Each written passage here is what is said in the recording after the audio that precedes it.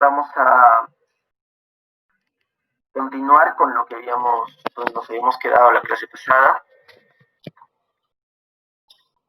Y era el artículo 4, titular de la acción penal. Voy a compartir la pantalla.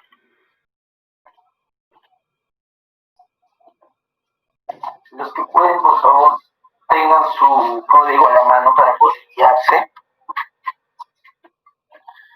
A ver, un segundo, voy a cambiar de señal. De repente mi señal está bien o se escucha mal.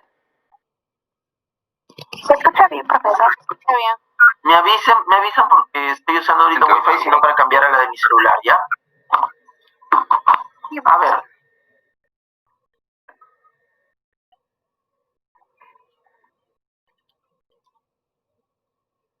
Sí se ve la diapositiva, ¿verdad? Dice nota. Ya está. Artículo 4 del título preliminar, titular de la acción penal. A ver, hemos visto los anteriores artículos del título preliminar y hay un artículo muy interesante que obra la razón por la cual el Ministerio Público es el encargado de investigar. Es el artículo 4. Tiene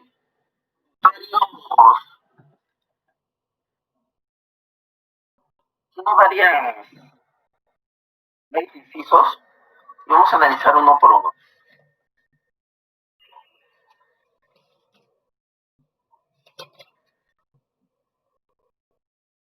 El Ministerio Público es titular del ejercicio público de la acción penal de los delitos y tiene el deber de la carga de la prueba. Asume la conducción de la investigación desde su inicio, decidida y proactivamente en defensa de la sociedad. A ver, el Ministerio Público, el cual es representado a través del fiscal, es el encargado de la investigación y es el titular del ejercicio público de la acción penal.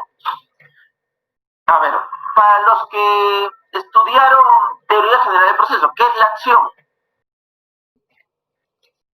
Para los que han estudiado teoría general del proceso, que son todos, porque si no, no estarían acá. ¿Qué es la acción?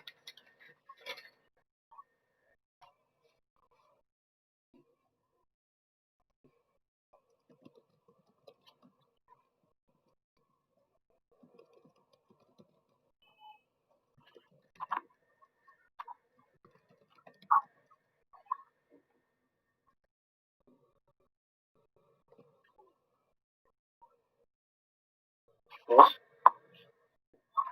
Vuelvo a repetir. ¿Es la explicación causal del delito? A ver, ¿cómo? Y ese concepto interesante. Por favor, explique el concepto. Es la explicación en general, causal de un... En general, ¿qué es acción? El proceso en general, la teoría general del proceso.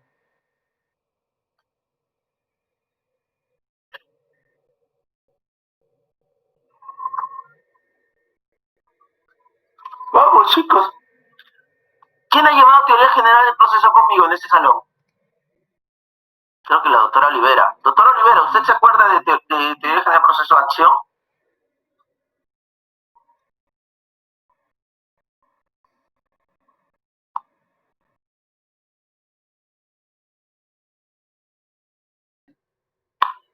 Sí. Doctor. ¿Aldo? Sí, pero bueno. La acción yo la entiendo, ¿no? Como la manifestación que tiene una persona para impulsar hacia algo. Es decir, que si estamos referente al proceso, pues una persona con el simple hecho de presentar una demanda, pues ya necesariamente realiza una acción. Perfecto, es un derecho que permite el ejercicio procesal. Todos tenemos el derecho de acción. El derecho de acción nos permite a nosotros acudir a la tutela jurisdiccional efectiva. Por ejemplo, a ti se te causa un perjuicio en la vía civil, por ejemplo, no quieres salir de la casa donde arriendas y no te pagan. Tú puedes ejercer tu derecho de acción para ir al Poder Judicial a demandar. Está muy bien lo que has dicho, Aldo. En el campo penal, acción se llama acción penal. Y hay un titular exclusivo de la acción penal, llamado Ministerio Público. O sea, el único que puede ir a la tutela jurisdiccional efectiva frente a un delito es el Ministerio Público. Por ejemplo, a Aldo lo lesionan.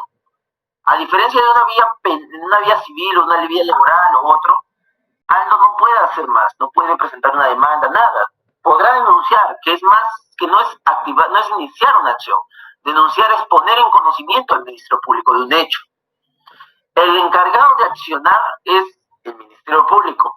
Muchos dicen que la acción se materializa con la formalización de la investigación preparatoria, otros con la acusación. Pero lo cierto es que la acción es el poder, el derecho que tenemos de poder acudir al sistema jurisdiccional. Entonces, el titular de la acción penal es el Ministerio Público, el capaz, el capacitado para acudir a una jurisdicción para poder lograr un debido proceso es el Ministerio Público en los casos de delitos. Y a la par, aparte de ser accionar, tiene el deber de la carga de la prueba, o sea, él es el exclusivo de demostrar los hechos que afirma en su accionar.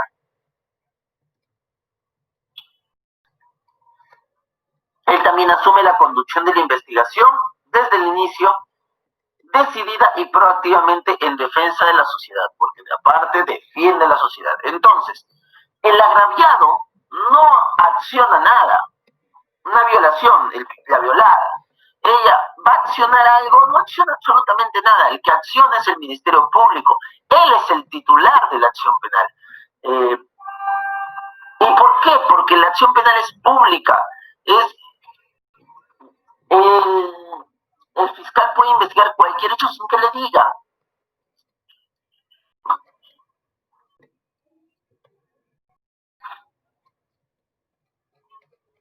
Y va en defensa de la sociedad.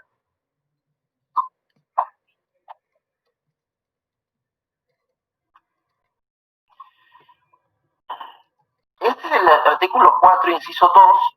Es el artículo, uno de mis artículos preferidos del título preliminar y que he usado varias veces.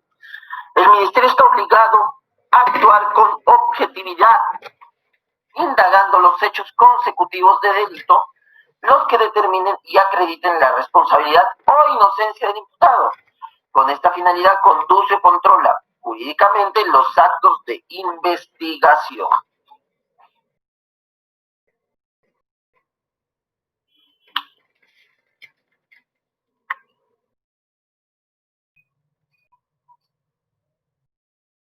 De la Policía Nacional.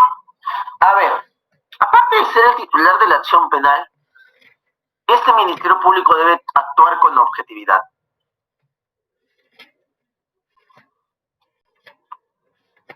Al hablar de objetividad, hablamos que sea completamente claro el Ministerio Público al momento de tomar decisiones. No puede parcializarse en una investigación. No es, al momento de investigar, una parte procesal. Al momento de investigar es una entidad del Estado que busca la verdad o busca las documentales posibles para encontrar la verdad. Me hace acordar mucho esto de la objetividad del Ministerio Público en un caso que tuve hace un tiempo. Un fiscal presenta una acusación, hace un montón de actos ya de investigación. Y les voy contando, haciendo un pause. ¿Entienden la idea de la objetividad? Primero, ¿entienden la idea de la titularidad de la acción penal y de la objetividad? Para poder darles un ejemplo. Sobre todo de la objetividad. Doctor, la objetividad nuevamente, por favor. Ya. Miren, cuando hablamos de que el Ministerio Público está obligado a actuar con objetividad, hablamos de que al momento de investigar no es una parte procesal propiamente dicha. O sea, no es una parte procesal la cual busca acusar de todas las maneras posibles. Él busca encontrar la verdad posible y poder absolver, archivar o buscar la fórmula real. Esto les cuento un ejemplo. Hace un tiempo tuve un caso de violación sexual en estado de inconsciencia, me acuerdo.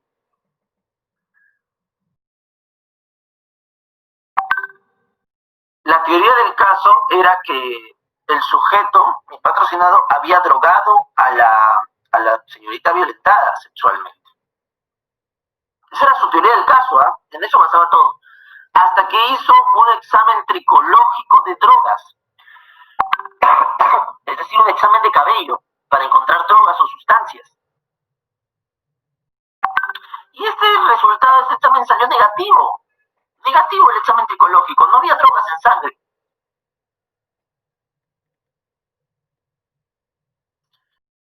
Yo les pregunto, Aldito, a ver, tú que practicas en el Ministerio Público, ¿tú qué harías en ese caso como fiscal? Te llega este examen tricológico y tu teoría del caso es que lo han drogado, pero llega el examen tricológico de que no lo han drogado.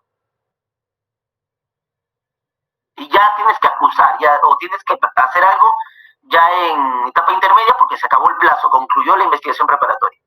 ¿Qué haces?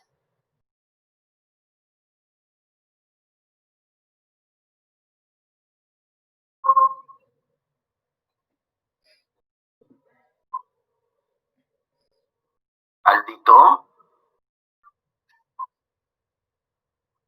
Aldito. Doctor, dígame, disculpe, estoy viendo el trabajo. ¿Ah? Dígame, doctor, dígame. ¿No me has escuchado nada? No, es que tuve que salir un momento. Pero pues justamente estoy un poco complicado por eso ahí. Más que todo, sí lo voy a pensar que el Ministerio Público pues tenía que actuar con objetividad en el sentido de que pues, no es acusar por acusar, ¿no? Sino que necesariamente cuando se requiera las investigaciones. Me quedé cuando usted estaba pidiendo que hicieron el examen para detectar drogas. A ver, y salió negativo. ¿Tú qué haces? Y ya concluyó la investigación. Tienes que hacer algo sí o sí. me voy por sobre teoría.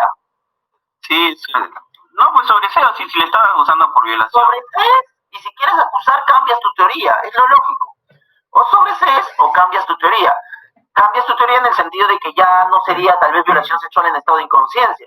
Tal vez podrías cambiarlo a una violación sexual tipo base, porque si no estuvo drogada, pero sí hay signos de un poco de violencia, de fuerza, y hay signos de penetración, o sea, puedes cambiarlo a un tipo base. Les cuento qué es lo que hizo este fiscal. Acusó, presentó los medios probatorios, pero no presentó el examen tricológico. Ni siquiera lo mencionó ni en su acusación ni en sus medios probatorios. Es decir, ocultó el medio probatorio. ¿Por qué lo ocultó? Esperando que el abogado no se dé cuenta. Porque los exámenes tricológicos y peritajes no se notifican.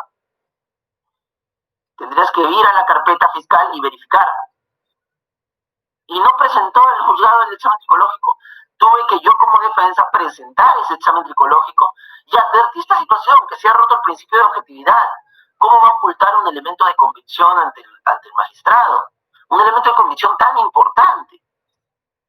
Se le dio su llamada de atención por parte del magistrado al fiscal. Doctor, ¿no llevó alguna sanción grave el hecho de ocultar pruebas? O sea, es que no la ocultó propiamente. O sea, a ver, una cosa es ocultar pruebas, sacar un acto de investigación de la carpeta y esconderla, y otra cosa es que simplemente omitió. Se le olvidó, no quiso presentarlo. Pero estaba ahí en la carpeta fiscal. Como te digo, lo que él buscaba, a mí pensando detenidamente, esperaba que le toque un abogado que no vaya a ver la carpeta fiscal. Si no vas a ver la carpeta fiscal, responde la acusación en torno a lo que se te envió.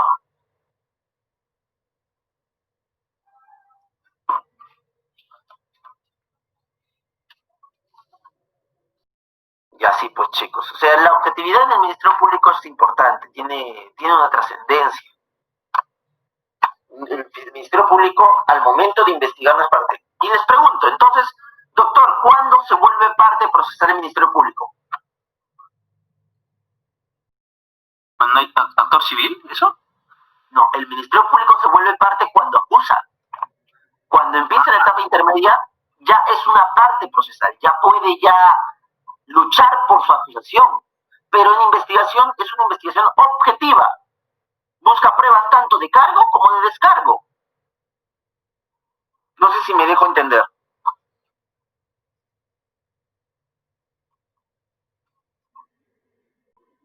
Ya.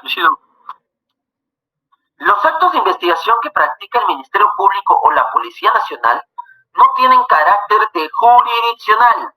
Cuanto fuera indispensable una decisión de esta naturaleza, la requerirá el órgano jurisdiccional motivando debidamente su petición. El Ministerio Público y la Policía Nacional no tienen jurisdicción, es decir, no, sus decisiones no son jurisdiccionales, no son cosa juzgada, lo que hablábamos la vez pasada. El Ministerio Público y la Policía, ¿qué tipo de actividad realizan? Si no es una actividad jurisdiccional.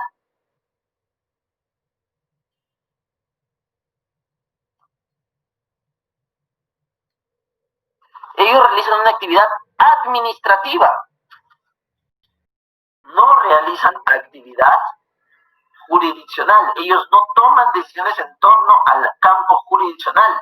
Ellos toman decisiones en campos administrativos. Por eso requieren, por eso proveen, por eso deciden.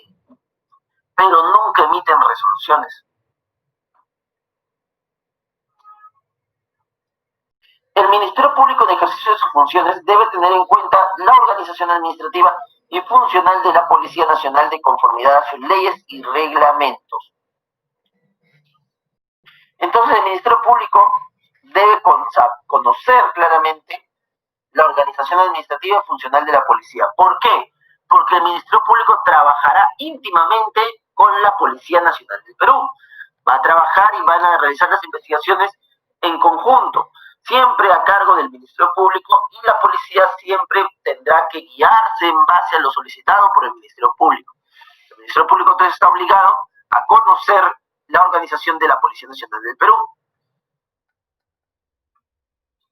El Ministerio Público tiene el monopolio de la acción penal.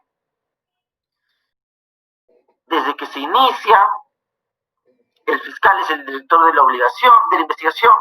Es obligación las diligencias preliminares y el esclarecimiento de los hechos.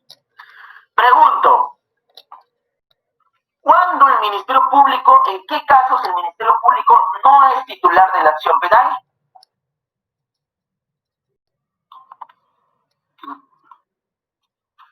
No son los casos de injurias, no se pasa el tiempo civil. Perfecto, se llaman querellas. Las dos se realizan querellas. Injuria, difamación. Sí, en los casos de delitos contra el honor. Ahí el titular de la acción penal será el solicitante, el afectado. ¿Se entiende el titular de la acción penal, el artículo número 4 del título preliminar? ¿O alguna duda quedó? Profesor, una pregunta. Sí. ¿El fiscal puede pedir al juez dentro de su investigación requerimientos? Claro. Claro que sí. Por eso dice acá el artículo 3, el inciso 3 del artículo 4. Los actos de investigación que practica el Ministerio Público y la Policía no tienen carácter de jurisdiccional. Ahí va la segunda parte. Cuando fuera indispensable una decisión de esta naturaleza, por ejemplo, un requerimiento de prisión preventiva, una prisión preventiva de naturaleza exclusivamente jurisdiccional, cuando fuera necesario esta decisión, se le requerirá al órgano jurisdiccional, es decir, haces un requerimiento de prisión preventiva y este requerimiento debe estar debidamente motivado solicitando al órgano jurisdiccional. O sea, el Ministerio Público no toma esa decisión, que toma el Poder Judicial, pero el Ministerio Público requerirá esta acción. Entonces, el Ministerio Público sí hace requerimientos. El mismo artículo, inciso 3, te lo permite, frente a situaciones de naturaleza jurisdiccional. Doctor, tengo una pregunta. Sí. Respecto a la acción que usted había señalado, he visto que en algunas audiencias, más que todo cuando son funcionarios públicos, existe una procuraduría. Está, digamos, que hace un pedido por su parte y otro... Perfecto, sí, ya sé lo que tú quieres. Ellos son los titulares de la acción, pero titulares de la acción civil en el proceso penal. Un delito trae consigo dos acciones, acción penal y acción civil. Por ejemplo, atropellan a una persona y la dejan coja de las dos piernas. Una cosa, y el sujeto manejaba borracho.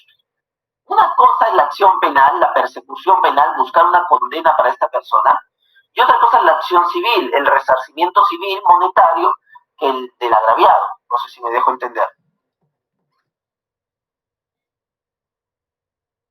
Ahí es donde aparecen las procuradurías en defensa del Estado para la acción civil exclusivamente. Ellos no tienen nada que ver con la acción penal. Pero Ya les voy a enseñar eso. También forman como parte procesales, ¿no? Porque usted vio en un momento que Sí, son parte procesal. Ya vamos a tocar ese tema, las partes procesales.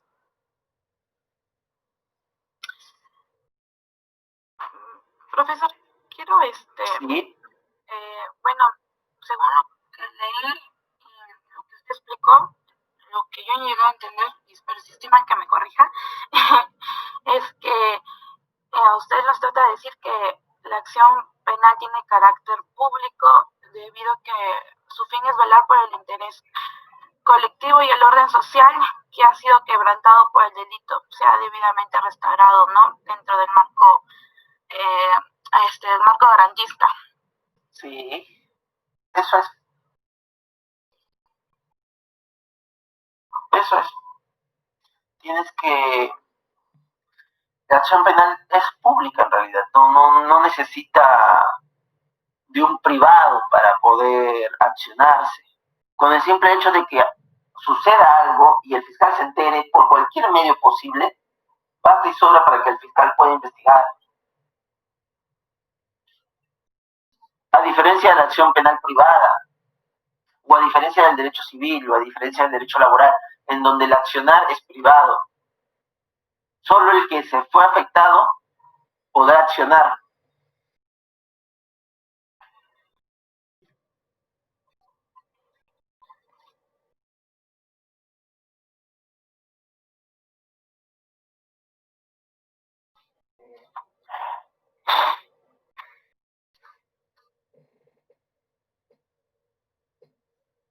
Listo.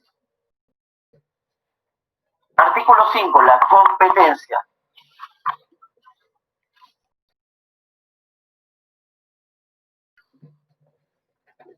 Corresponde al órgano jurisdiccional la dirección de la etapa intermedia y especialmente del juzgamiento.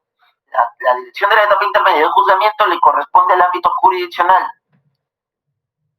Porque la investigación, el titular es propiamente el ministro público y cualquier tipo de situación que alcance ya entrará al órgano jurisdiccional a tomar decisiones. Pero la dirección de la etapa intermedia del juzgamiento es propio del órgano jurisdiccional. Nadie puede ser sometido a penas o medidas de seguridad sino por resolución del órgano jurisdiccional determinado por la ley. Es decir, la pena siempre vendrá de la mano con una resolución judicial. No hay penas en ninguna parte de nuestro sistema normativo que dicte penas, a no ser que sea en el campo penal.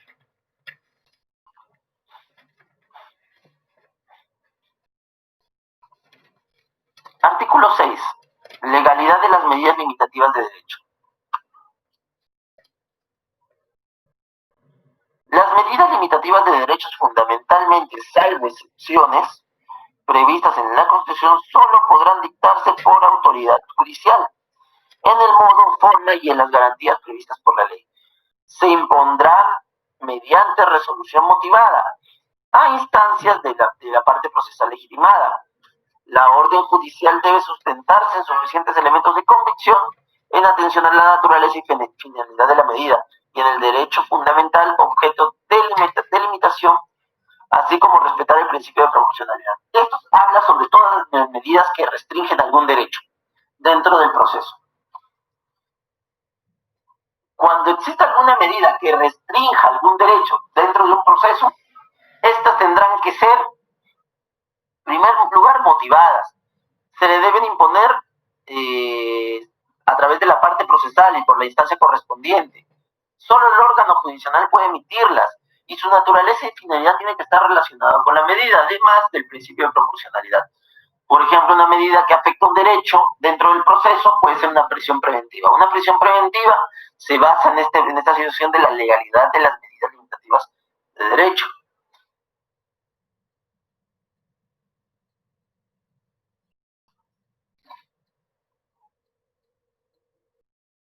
Las resoluciones deben gozar de motivación. Y este artículo 6 tiene relación con no hay crimen ni pena sin ley previa.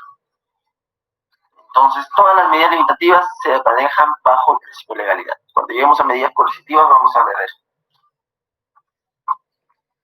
La vigencia e interacción de la ley. Perdón, interpretaciones acá. La vigencia e interpretación de la ley. De la ley procesal penal.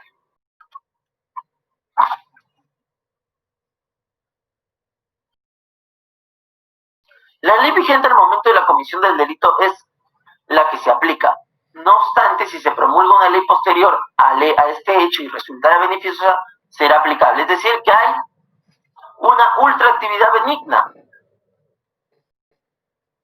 Cada delito es único y se resuelve de manera distinta, ya que los elementos, personas y razonamientos utilizados darán como resultado un fallo en tal o cual sentido. De modo que no se puede aplicar la analogía, eso ya también hemos visto, y eso está en el derecho penal parte general. Por lo que si el caso se presenta una situación similar y anteriormente el caso parecido se resolvió condenando una pena privativa de libertad, este nuevo caso similar podría correr la misma suerte. Por esa razón, el derecho prohíbe la analogía. ¿Qué nos dice la vigencia e interpretación de la ley penal? En primer lugar, la ley penal es de aplicación inmediata. La ley procesal penal, perdón, es de aplicación inmediata.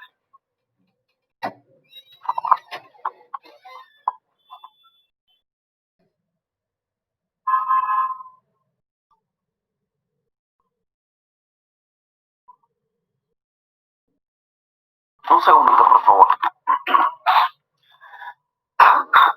Un segundito.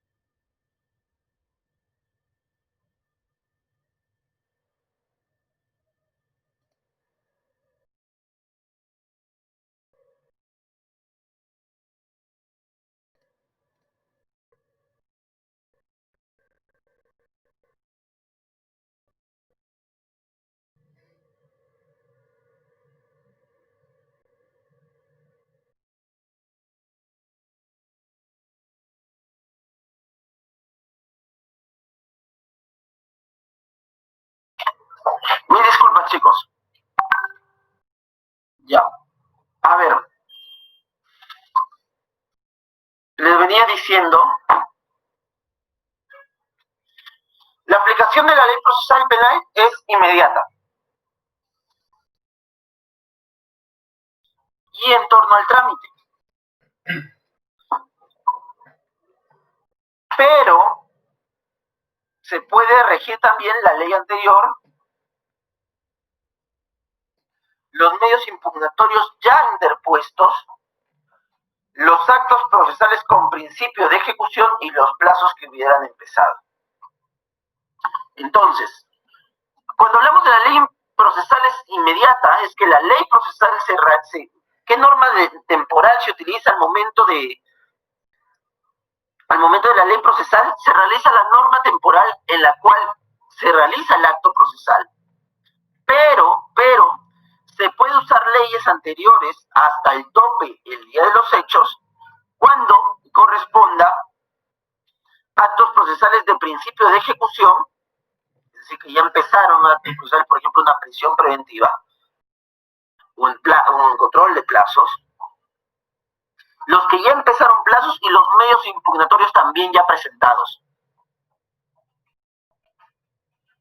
También la ley procesal referida a derechos individuales, que le es más favorable al imputado, expedida posterior a la actuación procesal, se aplicará retroactivamente, incluso para los actos ya concluidos, si fuera posible. Es decir, se puede hacer la retroactividad venida de la ley procesal cuando le fuera beneficioso al procesado. Cuando se trate de normas que coarten libertades o ejercicio de derechos procesales de las personas, así como limite un poder conferido a las partes o establezca sanciones procesales, será interpretada restrictivamente. Está prohibida la interpretación extensiva o la analogía en el campo del derecho procesal penal cuando se afecte la libertad o el ejercicio de derechos procesales. En caso de dudas sobre la aplicación de la ley procesal, esta debe ser utilizada la más favorable. Entonces tenemos una interpretación y una vigencia de la ley procesal penal garantista, con rasgos de retroactividad y de ultraactividad, y con prohibición de la interpretación extensiva y la analógica. Es decir, la norma procesal se interpreta de manera literal.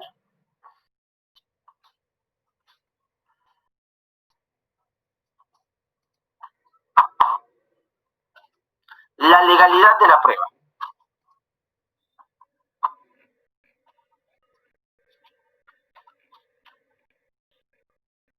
Todo medio de prueba será valorado solo si ha sido obtenido o incorporado al proceso por un procedimiento constitucional legítimo.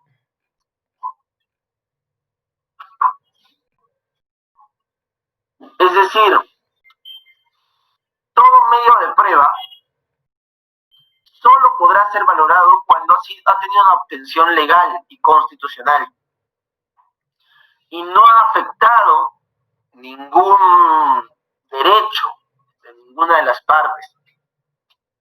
Estas carecen de efecto legal las pruebas obtenidas directa o indirectamente con violación del contenido esencial de los derechos fundamentales. Ese es el tema que le toca a Aldo, pero tienen que saber que cualquier norma que afecte derechos fundamentales no tiene efecto legal, no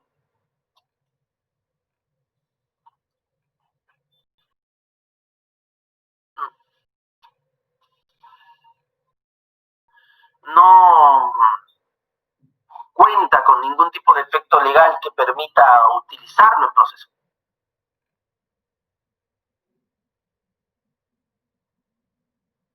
La inobservancia de cualquier regla de garantía constitucional establecida a favor del procesado no podrá hacerse valer en su perjuicio.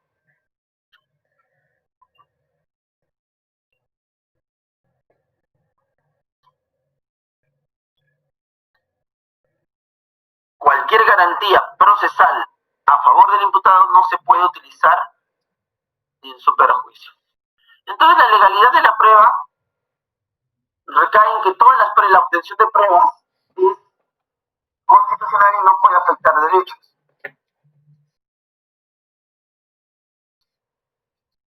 ¿Alguna duda?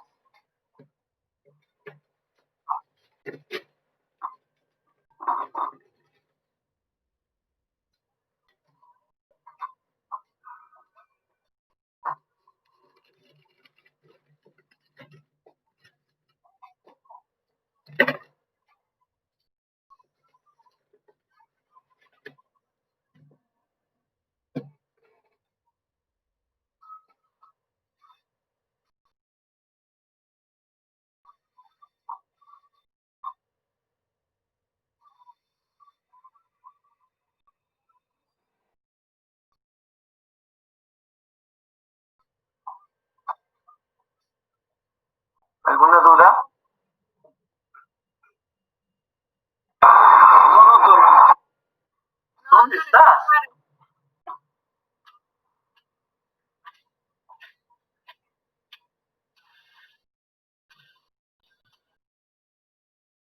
Listo. Doctor, ¿Sí? sí, doctor. Los medios de prueba bien tienen efecto legal si es que son presentados dentro de los plazos que establece la ley.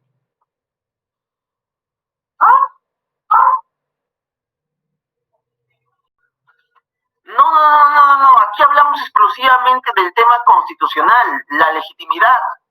Por ejemplo, nadie te puede sacar una declaración golpeándote. Tú no puedes declarar drogado. No pueden meterse a tu casa sin permiso y sacar los medios de prueba. No te pueden grabar tus conversaciones. A eso hablamos con la legalidad de la prueba. Doctor, para que pueda aplicarse punto 3 de la inobservancia de cualquier regla de garantía. Ya, un segundo. A ver, cualquier regla de garantía que permita que exista para el imputado, si existe alguna inobservancia, estas no pueden ser en contra del imputado.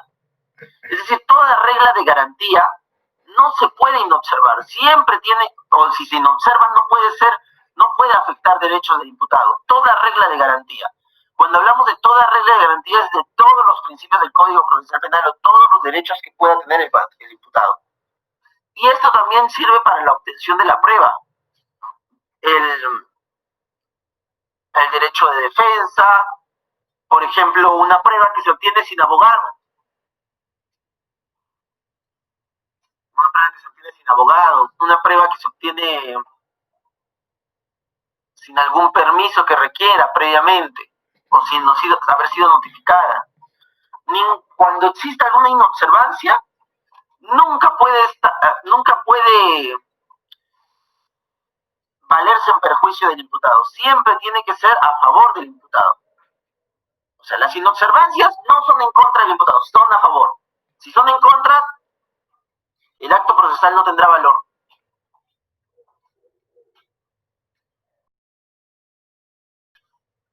Doctor, y en los casos de interceptación telefónica autorizadas por un juez,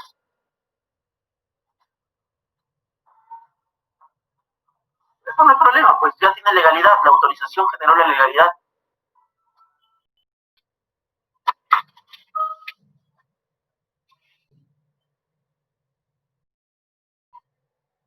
Profesor, ¿nos puede mencionar un caso en donde hayan presentado pruebas en donde vulneren los derechos? Yo tuve un caso. Tuve dos casos claritos. Caso 1, se realizó la declaración de las agraviadas sin notificar a los abogados defensores. En un caso de trata de personas. Se realizó la declaración en cámara agencia de las agraviadas sin notificar a los defensores. Es el primero. El segundo, se realizó la declaración de un testigo aymarhablante sin llamar intérprete. ¿Y quién era el que interpretaba la declaración de ese aymarhablante? El agraviado. El propio agraviado. ese sí es fatal. No, la de notificación la de no notificar también en una declaración de agraviados en cámara cárcel es fatal también. Omitió eso de cámara Hells. No, igual, así sea la declaración del agraviado en cualquier declaración de agraviado, no tiene que notificar. Si no, se restringe el derecho de defensa. Profesor, hay varios que en casos de droga también aparecen. Hubo un caso en la cual, sin justificación, se metieron a la casa. El acta policial decía así: estábamos pasando por la avenida tanto. Es ahí cuando, al pasar por la casa número 205, olíamos a droga y decidimos intervenir la casa. Como perros guardianes olieron la droga. Y dicho y hecho, encontraron tanta cantidad. No se puede, no existe esto de olíamos. Y pues, rompen el derecho de inviolabilidad de domicilio. Doctor, una consulta. ¿Y tú no puedes rectificar un acta ya escrita, por ejemplo, no, si cambiar no, las actas son actas, se hacen in situ. Las actas se hacen in situ y se firman, ahí quedaron. Doctor, ¿y esas actas no se les puede apelar antes de que en proceso? ¿Qué cosa? A esas actas, esas actas que hacen, por ejemplo, los policías, ¿no son apelables? No son apelables. Lo que se presenta es una tutela de derechos. Lo que se presenta es una tutela de derechos, que también les voy a enseñar para qué sirve. Lo que se presenta ahí es una tutela de derechos, no se apelan las actas, se presenta tutela de derechos, frente a una afectación evidente de derechos. Doctor, ¿Sí? Como usted estaba mencionando en la creación de un agraviado, me caía la duda de que necesariamente siempre tiene que estar el abogado de quien está imputado. No hay obligatoriedad de abogado, lo que hay obligatoriedad es de notificación. Ya el abogado decidirá si va o no va.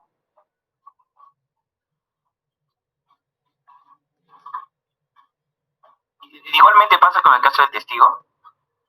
Igual pasa con el caso del testigo. Igual pasa con la declaración del perito. Te pregunto a ti, Aldito. Imagínate que el perito... ¿Quiénes son los peritos normalmente para el proceso penal? Policías o miembros de la fiscalía. Siempre son ellos. Pocos son peritos externos.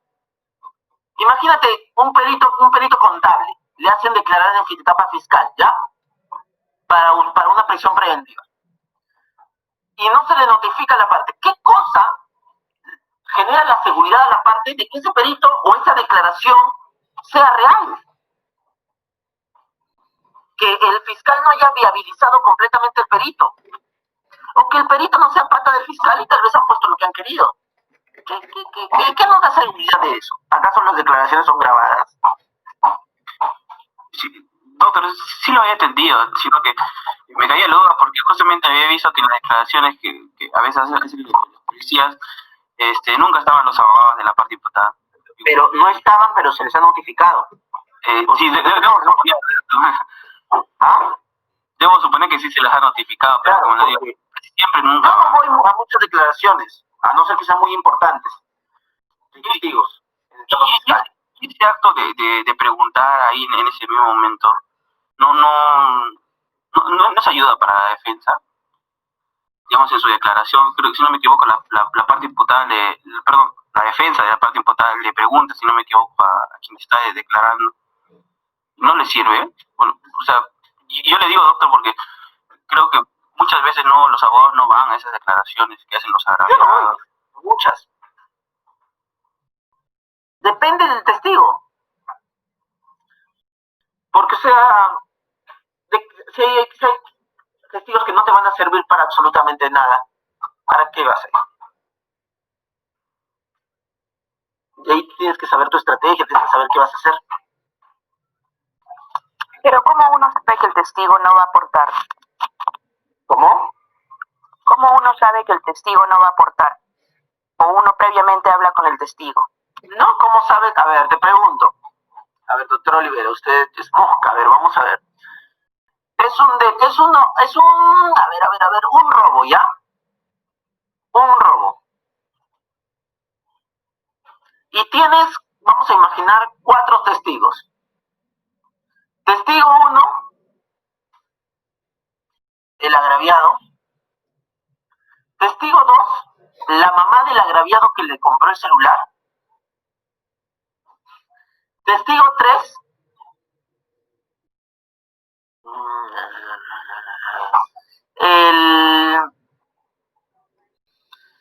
la emolientera de la esquina. Testigo 4, el policía que hizo el acta de detención y verificó sus pertenencias. Y testigo 5, el serenazgo o el miembro de la municipalidad que grabó que verificaba las cámaras de seguridad. ¿A cuáles vas?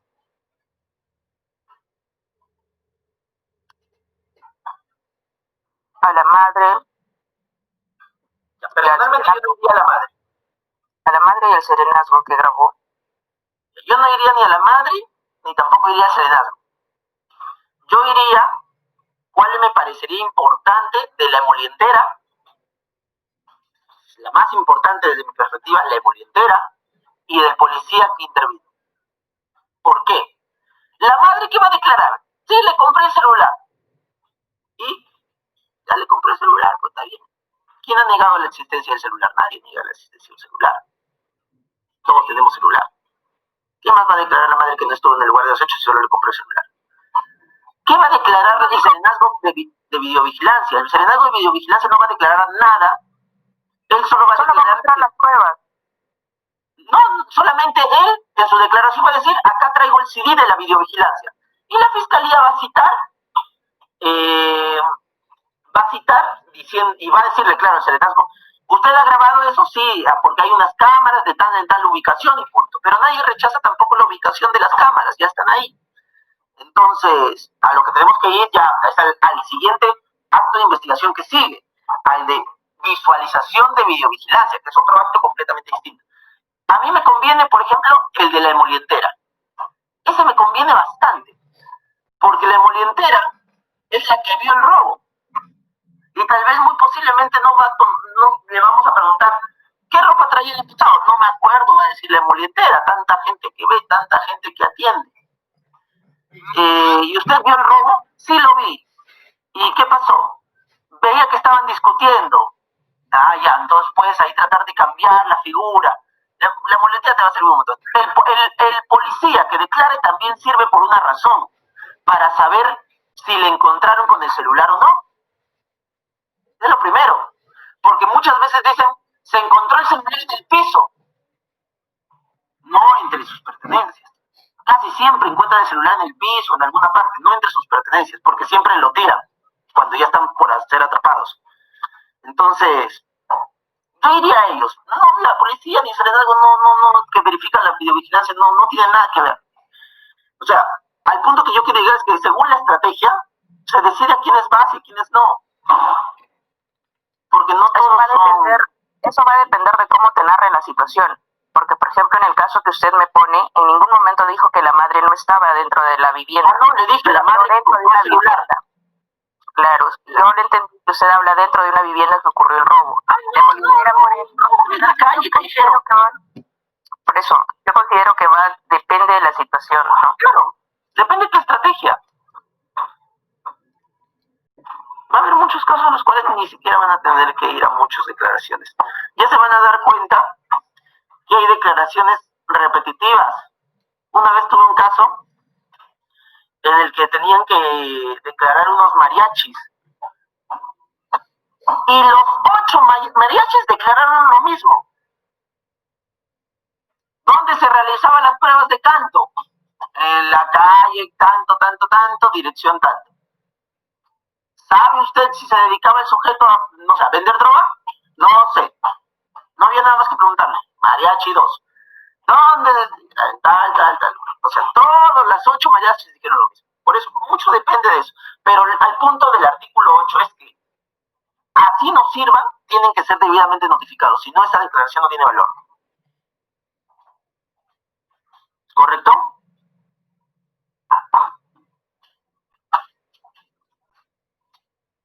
¿Correcto? Sí, doctor. Listo.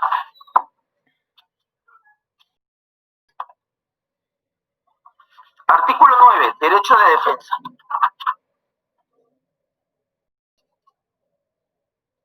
Bueno.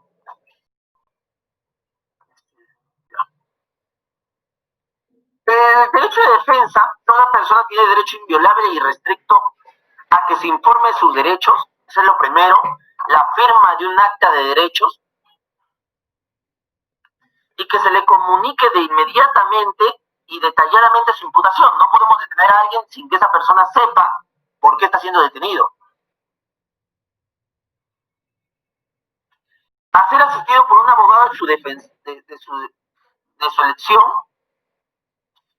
a ser defendido por un abogado de su elección, puede ser privado, puede ser público.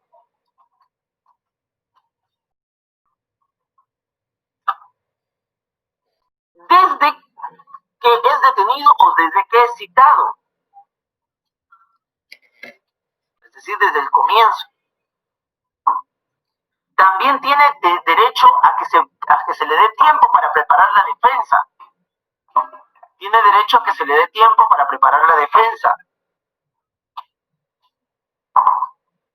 Un plazo razonable para preparar su defensa. No simplemente basta con que tenga defensa, sino que la defensa debe estar debidamente preparada.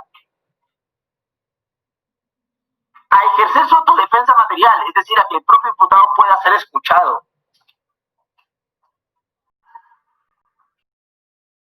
A intervenir en plena legalidad a los actos de investigación o a la actividad probatoria, es decir, él puede presentar medios probatorios, puede participar en actos de investigación. A tener igualdad en la actividad probatoria, a poder tener contradicción de la actividad probatoria. El ejercicio del derecho de defensa se extiende a todo el Estado, es decir, a todas las instituciones públicas. También el derecho de defensa incluye que nadie puede ser obligado a declarar o reconocer su culpabilidad. Eso es el mérito del principio de la no autoincriminación. Contra sí mismo o contra su cónyuge, o sus parientes dentro del cuarto grado de consanguinidad o segundo de afinidad. El proceso penal garantiza también el ejercicio de los derechos de información y participación procesal de la persona agraviada. Es decir, la persona agraviada también tiene potestad para participar en el proceso, en los límites, claro, normativos.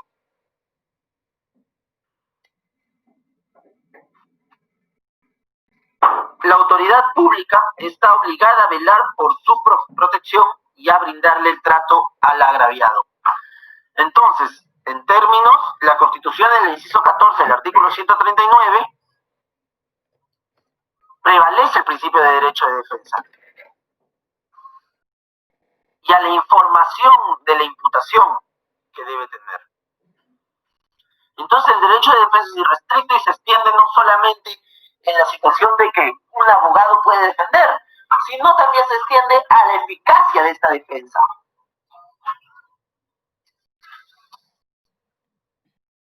¿Alguna pregunta?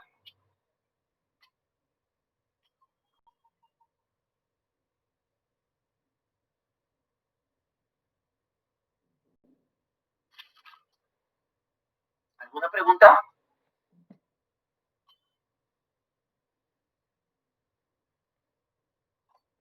Prevalencia de la norma. La norma que integra el presente título prevalece sobre cualquier otra disposición de este código y serán utilizadas como fundamento de interpretación. Todos los artículos del título preliminar son utilizadas como interpretación normativa de todo el código.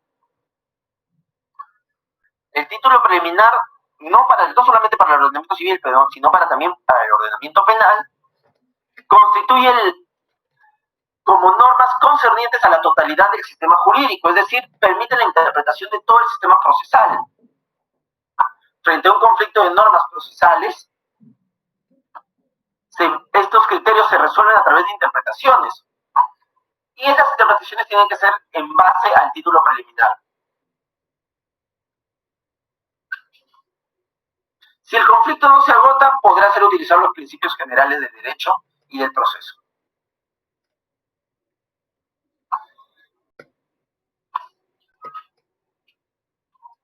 También puede ser utilizada supletoriamente la actividad del Código Procesal Civil. Hasta ahí. Ahí acabamos los principios.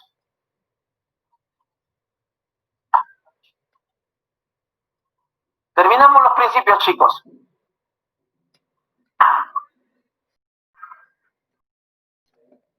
¿Hasta ahí alguna duda? Doctor, ¿Sí? buenos días. En primer lugar, doctor, esos principios, mayormente algunos no se respetan bueno, no sé si se respetan. Yo he visto casos que, en el caso de Gerard Oropesa, un ejemplo, ¿no? A él no se le encuentra ningún gramo de droga y se le sentencia por tráfico ilícito de drogas.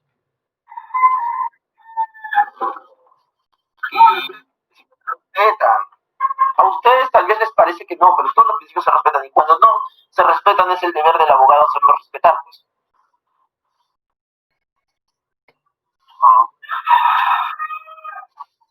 Bueno, chicos,